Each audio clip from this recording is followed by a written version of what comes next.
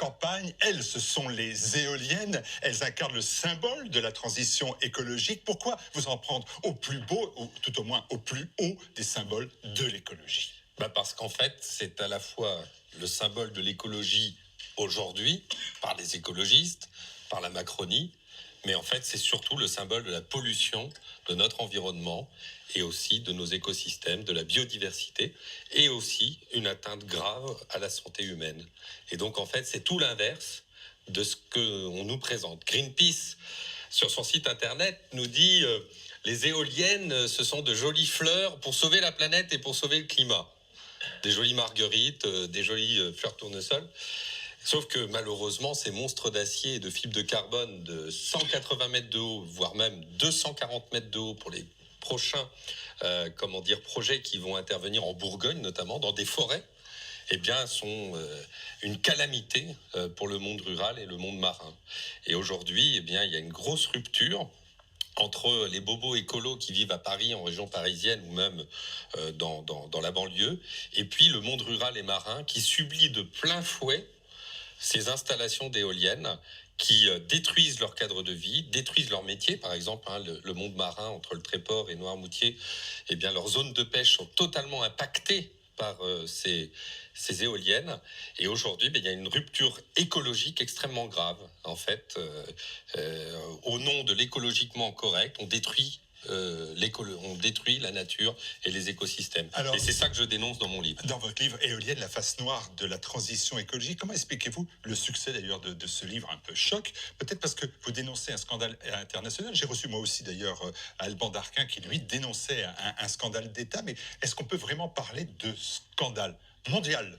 Parce que maintenant, vous n'hésitez plus. Eh bien, écoutez, en fait, dans mon livre, j'ai synthétisé à peu près 450 références internationales, soit sur les questions de santé, soit sur les questions d'infrasons, soit sur les questions d'impact sur les oiseaux. Il y a une documentation absolument gigantesque sur l'impact des éoliennes sur les oiseaux, sur la mafia, l'intervention de Cosa Nostra dans la mafia, la corruption généralisée en Espagne, aux États-Unis, en France, le problème des matières premières utilisées, qui sont véritablement scandaleusement anti-écologiques, notamment les terres rares qui sont utilisées dans les nacelles d'éoliennes qui ont un impact écologique extrêmement fort en Chine, avec des mines à ciel ouvert, avec des usines qui émettent des rejets radioactifs, parce qu'en fait, pour faire ces aimants au néodyme, c'est-à-dire le métaux rare utilisé dans les nacelles, on est obligé de broyer des quantités astronomiques de poudre, d'utiliser une dizaine de bains d'acide sulfurique et oxalique, et ces bains génèrent des déchets radioactifs et sont jetés dans des lacs toxiques. Ces lacs toxiques sont rejetés dans les nappes phréatiques et conduisent à des leucémies d'enfants. C'est-à-dire que là où Europe Écologie Les Verts en France nous dit qu'il faut sauver la planète, il faut sauver notre mode de vie, eh bien, en fait, justifie ce sauvetage, ce soi-disant défense du climat et de la planète, en détruisant le cadre de vie de la Chine, par exemple. Et donc, c'est tout le paradoxe de ces éoliennes qui, encore une fois, au nom de la défense de la planète, détruit la planète. Et ça, on l'a pour le mode de construction de l'éolienne, pour des nacelles, pour les fibres de carbone utilisées pour les pales d'éoliennes. Les fibres de carbone ne sont pas recyclables.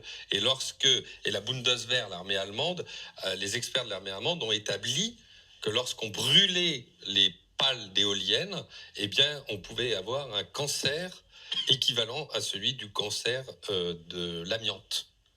Et enfin, les 1500 tonnes de béton avec une ossature de 50 tonnes de ferraille, eh bien, resteront à vie parce que aucun spécialiste ne sait détruire ces socles en béton aussi conséquents. Donc en fait, on se retrouve avec soi-disant de jolies fleurs, comme nous dit Greenpeace, avec des jolis monstres en fait.